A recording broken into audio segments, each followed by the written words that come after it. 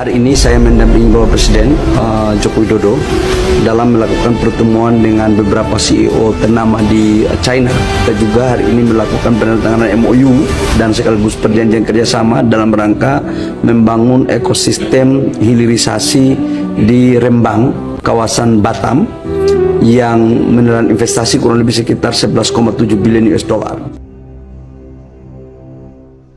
Kita sekarang membahas keinginan pejabat yang lebih sayang kepada investor asing daripada rakyat Melayu Rempang. Sebuah keputusan yang berbahaya dari pemerintah di dalam membangun, namun hak rakyat setempat dihargai murah dengan relokasi yang tidak menunjukkan rasa keadilan.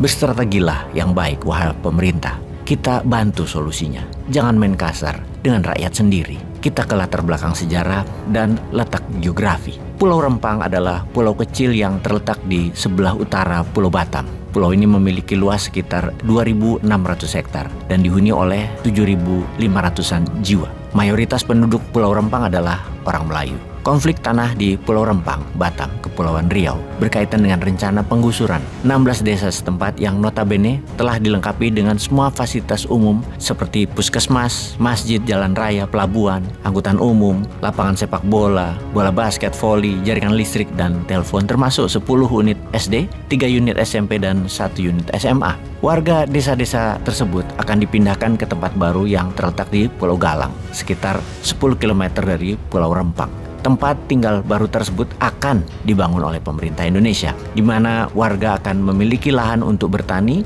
juga mencari ikan.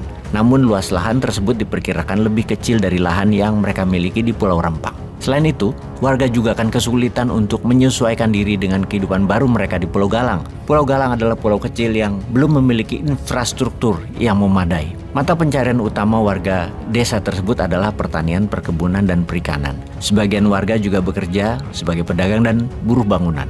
Penggusuran itu dilakukan demi pembangunan kawasan investasi terpadu Rempang Eco City. Rencana tersebut diprakarsai oleh Badan Pengusahaan Kawasan Perdagangan Bebas dan Pelabuhan Bebas Batam, BP Batam.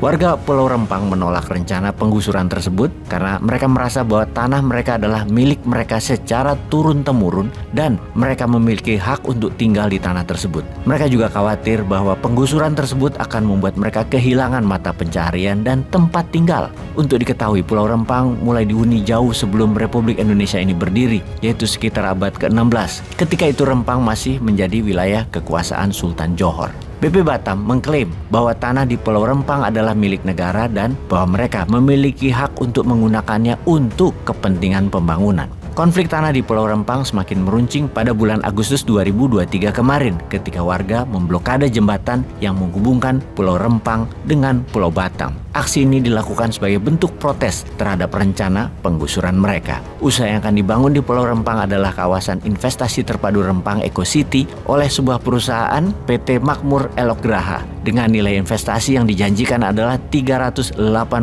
triliun rupiah. Luas lahan yang diklaim PT Rempang Eco City adalah sekitar 1.990 hektar atau sekitar 76% dari luas Pulau Rempang. Luas ini meliputi lahan pemukiman penduduk, lahan pertanian, dan lahan hutan. Di lahan seluas itu, Rempang Eco City akan membangun kawasan industri, perdagangan, wisata, dan pembangkit energi terbarukan. Kawasan industri akan menjadi tempat berdirinya berbagai pabrik, termasuk industri manufaktur, pengolahan, dan industri jasa. Kawasan perdagangan akan menjadi tempat berdirinya berbagai pusat perbelanjaan, kantor, hotel. Adapun kawasan wisata adalah tempat berdirinya berbagai objek wisata termasuk pantai, hutan, dan taman. BP Batam telah menawarkan ganti rugi kepada warga Rempang berupa uang tunai, rumah, dan lahan. Untuk rumah, warga diberikan tipe 45 dengan luas lahan 500 meter persegi. Nilai rumah diperkirakan 120 juta. Untuk lahan, warga akan diberikan lahan seluas 500 meter persegi. Nilai lahan diperkirakan 50 jutaan.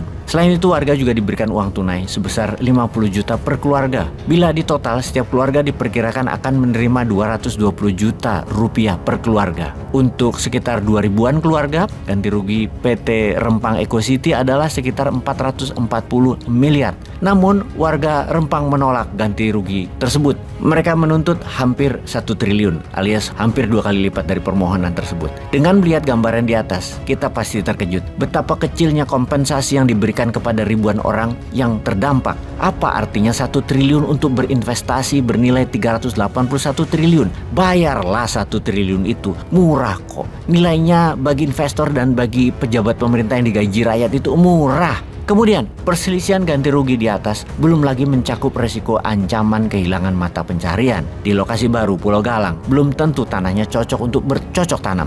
Petani rempang harus beradaptasi. Namun apakah dengan tanah 1000-an meter persegi tersebut mereka bisa mempertahankan hidup secara berkelanjutan? Demikian juga dengan nelayan rempang. Apakah pelabuhan yang tersedia di Galang sudah setara dengan fasilitas yang tersedia di Pulau Rempang? Bagaimana dengan pasar, pedagang, cooler, transportasi untuk ikan-ikan mereka? Proses transformasi terkait mata pencarian dan seluruh kebiasaan yang ratusan tahun melekat di dalamnya jelas sangat beresiko. Apa jaring pengamannya? Selain resiko terkait proses transformasi ekonomi, terdapat resiko berkenaan dengan transformasi kultural. Bila Rempang Eco City berkembang sesuai harapan, ratusan ribu imigran akan mengalir masuk ke Rempang. Imigran tadi akan membawa budaya mereka sendiri dan bisa-bisa budaya Melayu akan menjadi minoritas, atau mungkin budaya Melayu akan tenggelam dan terlupakan. Apa itu mau kalian, wahai pejabat? Jadi wahai pemerintah, jangan meremehkan resiko-resiko atas penduduk Melayu tersebut. Jangan gunakan aparat yang kasar, pakai pentungan, gas air mata, banyak anak kecil, dan mereka itu